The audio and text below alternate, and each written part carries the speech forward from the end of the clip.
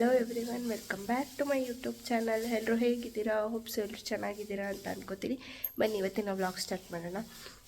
ಇವತ್ತು ವ್ಲಾಗ್ನ ನಾನು 4 ಆಗಿದೆ ಅನಿಸುತ್ತೆ. 4 ಅರ್ಲಿ ಮಾರ್ನಿಂಗ್ ಸ್ಟಾರ್ಟ್ ಮಾಡ್ತಾಯಿದ್ದೀನಿ. ಲಕ್ಷ್ಮಿನ ಕೂರಿಸ್ತಾ ಇದ್ದೀವಿ ಇವತ್ತು, ಅದಕ್ಕೋಸ್ಕರ ಬೇಗ ವ್ಲಾಗ್ ಸ್ಟಾರ್ಟ್ ಮಾಡ್ತಾಯಿದ್ದೀನಿ. 5 ಗಂಟೆ ಒಳಗೆ ಕೂರಿಸ್ಬೇಕು ಲಕ್ಷ್ಮಿನ. ಬ್ರಾಹ್ಮಿ ಮುಹೂರ್ತದಲ್ಲಿ ಕೂರಿಸ್ಬೇಕು, ತುಂಬ ಒಳ್ಳೆಯದು. ಸೊ ನೈಟೇ ಎಲ್ಲ ರೆಡಿ ಮಾಡಿ ಇಟ್ಕೊಂಡಿದ್ದೀನಿ. ಬನ್ನಿ ತೋರಿಸ್ತೀನಿ ಕ್ವಿಕ್ಕಾಗಿ.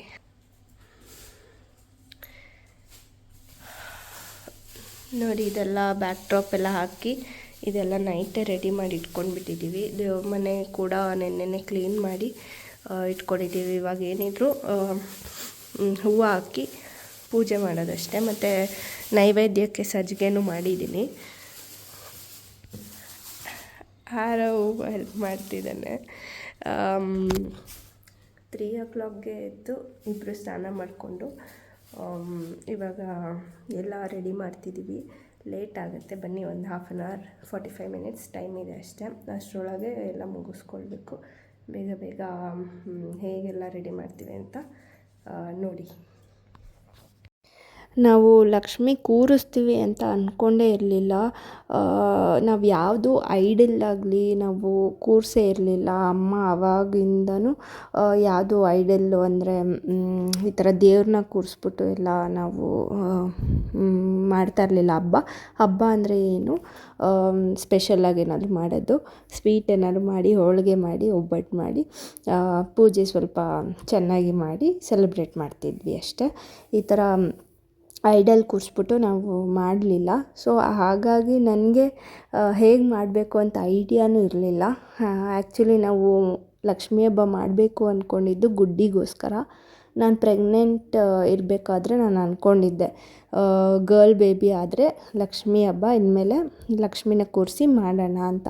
ಬಾಯ್ ಆದರೆ ಮಾಡೋದು ಬೇಡ ಅಂತ ಅಂದ್ಕೊಂಡಿದ್ದೆ. ಸೊ ಹಾಗಾಗಿ ನಾವು ಸ್ಟಾರ್ಟ್ ಮಾಡಿರೋದು.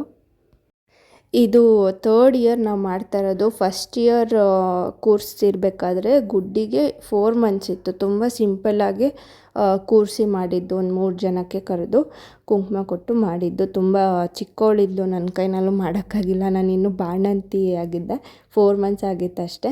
ಮತ್ತು ಲಾಸ್ಟ್ ಇಯರ್ ಗುಡ್ಡಿ 1 ಇಯರ್ ಇದ್ಲು. ಸ್ವಲ್ಪ ಚೆನ್ನಾಗಿ ಮಾಡಿದ್ವಿ. ಸ್ವಲ್ಪ ಅಂದರೆ ನಮಗೆ ಎಷ್ಟಾಗುತ್ತೋ ಅಷ್ಟು ಮಾಡಿದ್ದೀವಿ. ಒಂದು 5 ಜನಕ್ಕೆ ಕರೆದು ಕುಂಕುಮ ಕೊಟ್ಟು ಲಾಸ್ಟ್ ಇಯರ್ ಮಾಡಿದ್ವಿ. ಇದು 3rd year.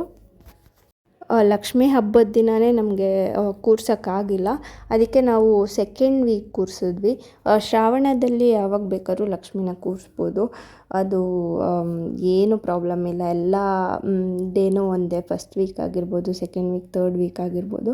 So first week ಮಾಡೋಕ್ಕಾಗದೇ ಇರೋರು 2nd ವೀಕ್ ಕೂರಿಸ್ತಾರೆ, 3rd ವೀಕ್ ಕೂಡ ಕೂರಿಸ್ತಾರೆ. ಅಂದರೆ ಕೊನೆ ವಾರದಲ್ಲಿ, ಶ್ರಾವಣ ಮಾಸ ಬರುತ್ತಲ್ವ, ಕೊನೆ ವಾರದಲ್ಲಿ ಕೂಡ ಕೂರಿಸ್ತಾರೆ.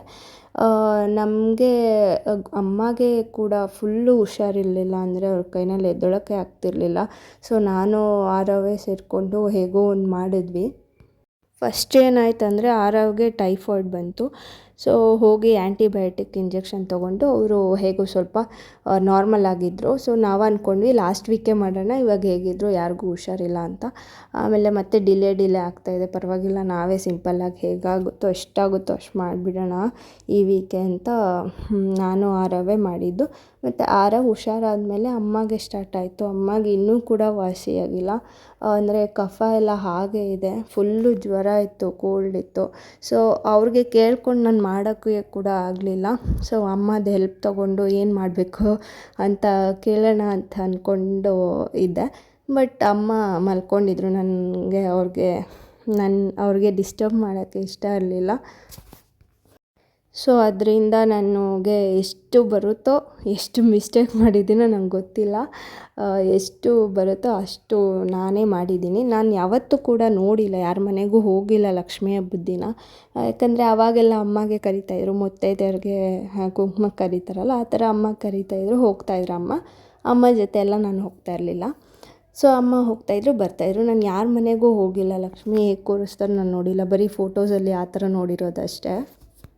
ಸೊ ಇವಾಗ ಎಲ್ಲ ಯೂಟ್ಯೂಬು, ಸ್ವಲ್ಪ ವೀಡಿಯೋಸು, ಸ್ವಲ್ಪ ಫ್ರೆಂಡ್ಸ್ ಹತ್ರ ಎಲ್ಲ ತಿಳ್ಕೊಂಡು, ಫ್ರೆಂಡ್ಸ್ ಮನೆಗೆ ಇವಾಗ ಮದುವೆ ಆದಾಗಿಂದ ಸ್ವಲ್ಪ ಒಂದೊಂದೇ ಕಲ್ತ್ಕೊಂಡು ಮಾಡ್ತಾಯಿದ್ದೀನಿ. ಏನು ಮಿಸ್ಟೇಕ್ ಆಗಿದೆ ನಂಗೆ ಗೊತ್ತಿಲ್ಲ. ದೇವರು ನನ್ನ ಕ್ಷಮಿಸಿದ್ದಾರೆ ಅನ್ಕೋತೀನಿ, ಏನಾದರೂ ಮಿಸ್ಟೇಕಾಗಿ ಮಾಡಿದರೆ ಗೊತ್ತಿಲ್ಲದೆ. ಸೊ ನನಗೆ ಎಷ್ಟು ಬರುತ್ತೋ ಅಷ್ಟು ಮಾಡಿದ್ದೀನಿ. ತುಂಬ ಅಂದರೆ ತುಂಬ ಸಿಂಪಲ್ಲಾಗೆ ಮಾಡಿರೋದು. ಏನು ಸ್ವೀಟ್ ಕೂಡ ಮಾಡಿರಲಿಲ್ಲ ದೇವ್ರಿಗೆ. ಎಲ್ಲ ಮನೆ ಹತ್ರನೇ ಹೋಳಿಗೆ ಮನೆ ಆಗಿದೆ. ಅಲ್ಲೇ ಎಲ್ಲ ಒಂದು 5 ಥರ ಸ್ವೀಟ್ಸ್ ಎಲ್ಲ ತೊಗೊಂಡ್ಬಂದು ಇಟ್ಟಿದ್ದು. ಏನು ಮಾಡೋಕ್ಕೂ ಯಾರಿಗೂ ಎನರ್ಜಿ ಇರಲಿಲ್ಲ. ಅಮ್ಮಗೆ ಒಂದು ಕಡೆ ಹುಷಾರಿರಲಿಲ್ಲ, ಆರವ್ಗೆ ಮತ್ತು ಗುಡ್ಡಿಗೆ ಕೂಡ ಫುಲ್ಲು ಕೋಲ್ಡ್ ಆಗಿತ್ತು. ನಾನೊಬ್ಬಳೇ ನಾರ್ಮಲ್ ಆಗಿದ್ದಿದ್ದು. ನನಗೂ ಸ್ಟಾರ್ಟ್ ಆಗಿತ್ತು, ಬಟ್ ನನಗೆ ಫೀವರ್ ಬಂದಿರಲಿಲ್ಲ. ನನಗೆ ನೋಸ್ ಬ್ಲಾಕ್ ಆಗಿತ್ತು ಮತ್ತು ಸ್ವಲ್ಪ ಹೆಡ್ಡೇಕ್ ಇತ್ತು ಅಷ್ಟೇ. ಎಲ್ಲರಿಗೂ 3 ಜನಕ್ಕೆ ಫೀವರ್ ಇತ್ತು. ಗುಡ್ಡಿಗೆ ಕೂಡ ನಾನು ಲಂಗ ಬ್ಲೌಸ್ ಎಲ್ಲ ಸ್ಟಿಚ್ ಮಾಡಿಸಿದ್ದೆ. ಅವಳು ಬೆಳಿಗ್ಗೆಯಿಂದನೂ ಅಳಕ್ಕೆ ಸ್ಟಾರ್ಟ್ ಮಾಡಿದ್ದು ನಿಲ್ಲಿಸೇ ಇಲ್ಲ. ಅವಳು ಯಾವ ಹೊಸ ಡ್ರೆಸ್ಸು ಹಾಕಿಸ್ಕೊಳ್ಳಿಲ್ಲ. ತುಂಬ ಬೇಜಾರಾಯಿತು. ನಾನು ಹೊಸ ಡ್ರೆಸ್ ಹಾಕಿ ಚೆನ್ನಾಗಿ ರೆಡಿ ಮಾಡಿ ಫೋಟೋಸು ವೀಡಿಯೋಸ್ ಎಲ್ಲ ತೊಗೊಳ್ಳೋಣ ಅಂತೆಲ್ಲ ಪ್ಲ್ಯಾನ್ ಮಾಡಿದ್ದೆ. ಅವಳು ಯಾವುದೂ ಕೂಡ ಹಾಕ್ಸ್ಕೊಂಡಿಲ್ಲ. ಹಾಕಿದ್ದೆ, ಬಟ್ ಇಮಿಡಿಯೇಟಾಗಿ ಅಳಕ್ಕೆ ಸ್ಟಾರ್ಟ್ ಮಾಡಿದ್ಲು. ಅದನ್ನು ತೆಗಿಯೋವರೆಗೂ ಅವಳು ಬಿಟ್ಟಿಲ್ಲ. ತುಂಬ ಚೆನ್ನಾಗಿದೆ ಅದು. ಗ್ರೀನ್ ಕಲರಲ್ಲಿ ಸ್ಟಿಚ್ ಮಾಡಿಸಿದ್ದೆ ನಾನು ಲಂಗ ಬ್ಲೌಸು, ಬಟ್ ಅವಳು ಹಾಕ್ಸ್ಕೊಂಡೇ ಇಲ್ಲ. ಅವಳು ಒಂಥರ ಟಾಮ್ ಬಾಯ್ ಥರ. ಅವಳಿಗೇನಿದ್ರು ಒಂದು ಟೀ ಶರ್ಟು, ಒಂದು ಜೀನ್ಸ್ ಅಲ್ಲ, ನಾರ್ಮಲ್ ಪ್ಯಾಂಟ್ ಇದ್ದರೆ ಸಾಕು. ಅವಳು ಹೆವಿ ಗೌನು, ಫ್ರಾಕ್ಸು, ಈ ಲಂಗ ಬ್ಲೌಸಲ್ಲಿ ಯಾವುದೂ ಹಾಕ್ಸ್ಕೊಳ್ಳಲ್ಲ. ಅಮ್ಮಗೆ ಹೇಳಿದ್ರೆ ಸೇಮ್ ನಿನ್ನ ಥರನೇ ನೀನು ಇದೇ ಥರ ಸಿಂಪಲ್ಲೇ ಇಷ್ಟಪಡೋದು, ತುಂಬ ಗ್ರ್ಯಾಂಡಾಗೆಲ್ಲ ಇರೋಕ್ಕೆ ಇಷ್ಟಪಡ್ತಿರ್ಲಿಲ್ಲ, ಸೇಮ್ ನಿನ್ನ ಥರ ಅಂತ ಹೇಳ್ತಾರೆ. ಫೈನಲಿ ಪೂಜೆ ಆಯಿತು. ಬ್ರಾಹ್ಮಿ ಮುಹೂರ್ತದಲ್ಲಿ ಇದೆ ಫಸ್ಟು ನಾವು ಈ ಮುಹೂರ್ತದಲ್ಲಿ ಕೂರಿಸಿದ್ದು. ಫೈನಲಿ ಪೂಜೆ ಆಯಿತು. ಪೂಜೆ ಮುಗೀತು. ಸ್ವಲ್ಪ ಲೇಟ್ ಆಯಿತು ಅನಿಸುತ್ತೆ. 5:30 ಒಳಗೆ ಮಾಡಬೇಕಿತ್ತು. ಬೇಗ ಮಾಡಿದ್ದೀವಿ ಅಂದ್ಕೋತೀನಿ. ನನಗೂ ಗೊತ್ತಿಲ್ಲ ಹೇಗೆ ಮಾಡೋದು ಏನು ಅಂತ. ನಾವು ಯಾವತ್ತೂ ಲಕ್ಷ್ಮಿ ಕೂರಿಸಿಲ್ಲ. ಅಮ್ಮ ಅವಾಗಿಂದ ಕೂರಿಸ್ಕೊಂಡು ಬಂದಿದ್ರೆ ನಮಗೂ ಗೊತ್ತಾಗ್ತಿತ್ತು ಯಾವ ಥರ ಫಾಲೋ ಮಾಡ್ತಾರೆ ಅಂತ. ಸೊ ನಾನೇ ಫಸ್ಟ್ ಟೈಮ್ ಸ್ಟಾರ್ಟ್ ಮಾಡಿರೋದ್ರಿಂದ ನಾನು ಅಲ್ಪ ಸ್ವಲ್ಪ ಎವ್ರಿ ಇಯರ್ ಸ್ವಲ್ಪ ಕಲ್ತ್ಕೊಂಡು ಮಾಡ್ತಿದ್ದೀನಿ. Actually cash ಇಡಬೇಕಿತ್ತು. ಕ್ಯಾಶು ಆನ್ಲೈನಲ್ಲಿ ಇತ್ತು, ಡ್ರಾ ಮಾಡೋದು ಮರ್ತೋಯ್ತು. ಅದೊಂದು ಇಟ್ಟಿಲ್ಲ. 5:30 ಒಳಗೆ ಎಲ್ಲ ಮುಗಿಸಿದ್ವಿ ಪೂಜೆ. ಇದು ದೇವ್ರ ಮನೆ. ಮತ್ತು ಇದು ತಿಂಡಿ ಎಲ್ಲ ಹೋಳಿಗೆ ಮನೆಯಿಂದ ತೊಗೊಂಡು ಬಂದಿರೋದು. ಯಾವುದು ಮನೆಯಲ್ಲಿ ಮಾಡಿಲ್ಲ. ಯಾರಿಗೂ ಹುಷಾರಿಲ್ವಲ್ಲ, ಕೋಲ್ಡು ಫೀವರ್ ಇದೆ, ಅದಕ್ಕೋಸ್ಕರ ಏನು ಮನೇಲಿ ಮಾಡೋಕ್ಕಾಗಿಲ್ಲ. ಹೆಸರುಬೇಳೆ ಪಾಯಸ ಮಾಡಿದ್ದೀನಿ. ಇದು ಚಿತ್ರಾನ್ನ ಗೊಜ್ಜು, ಇದು ಪಲಾವು, ಮತ್ತು ವೈಟ್ ರೈಸು, ಚಿತ್ರಾನ್ನ ಮಾಡಿದ್ದೀನಿ. ಮತ್ತು ಪನ್ನೀರ್ ಫ್ರೈ ಮಾಡಿದ್ದೀನಿ. ಅದು ಆಮೇಲೆ ಮಿಕ್ಸ್ ಮಾಡಬೇಕು ಪಲಾವ್ಗೆ. ಬಾಳೆಕಾಯಿ ಪಲ್ಯ ಇಷ್ಟು ಮಾಡಿದ್ದೀವಿ ಅಷ್ಟೇ. ನೋಡಿ ಗೈಸ್, ನಮ್ಮ ಮನೆಯಲ್ಲಿ ಪನ್ನೀರು, ಏನಿದು ಏನೋ ಒಂದು ಪನ್ನೀರ್ ಪಲಾವ್, ವೆಜಿಟೇಬಲ್ ಪಲಾವ್, ಬಾಳೆಕಾಯಿ ಪಲ್ಯ, ಚಿತ್ರಾನ್ನ, ಪಾಯಸ. ಇಬ್ಬರು ಊಟ ಮಾಡ್ತಾಯಿದ್ದಾರೆ. ಎಲ್ಲರೂ ಮಾಡ್ತಾಯಿದ್ದೀವಿ ಗುಡ್ಡಿ ಮಲಗಿರೋದ್ರಿಂದ.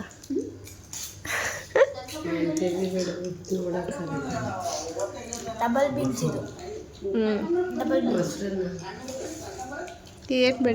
ಸೊ ಬೆಳಗ್ಗೆನೇ ಪೂಜೆ ಎಲ್ಲ ಮುಗಿಸ್ಕೊಂಡು ಮಧ್ಯಾಹ್ನ ಅಡುಗೆಗೆ ಪಾಯಸ ಮತ್ತು ಚಿತ್ರಾನ್ನ ಮತ್ತು ಪಲಾವ್ ಮಾಡಿದ್ದೆ, ಬಾಳೆಕಾಯಿ ಪಲ್ಯ ಮತ್ತು ಪನ್ನೀರ್ ಸ್ವಲ್ಪ ಫ್ರೈ ಮಾಡ್ಕೊಂಡಿದ್ದೆ. ಇಷ್ಟು ಮಾಡಿದ್ದೆ.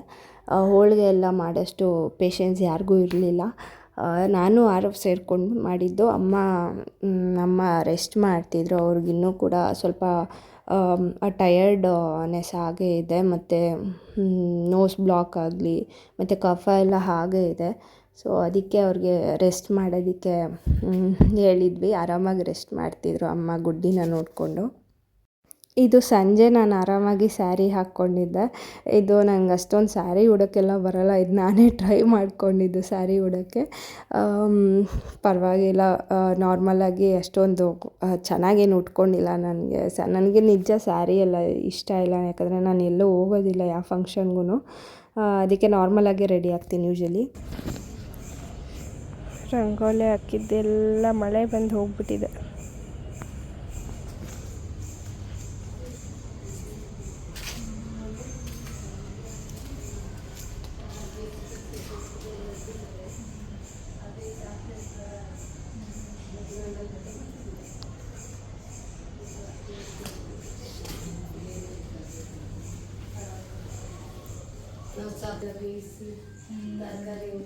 ಅಯ್ಯ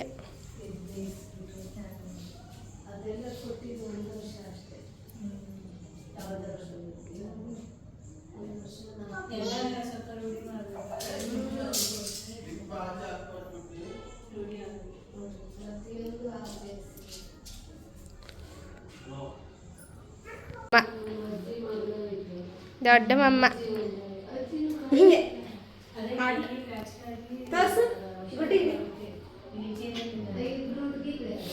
ಇಬ್ರು ಬ್ಲೂ ಹಾಕ್ಕೊಟ್ಟಿದ್ದೀರಾ.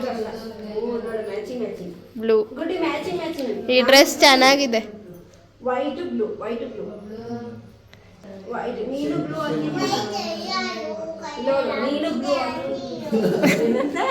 ವೈಟ್ ಅಲ್ಲ, ಬ್ಲೂ ಕಲರ್ ಅಂತೆ.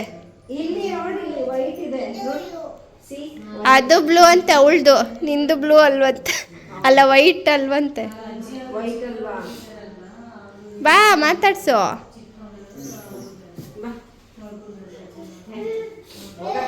ಸ್ವಲ್ಪ ತಾಗ್ಬೇಕೊಳ್ಳಿ.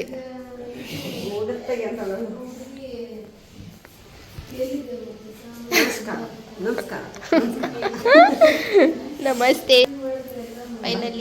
ಫೈನಲಿ ಬಂದ್ಬಿಡಿ.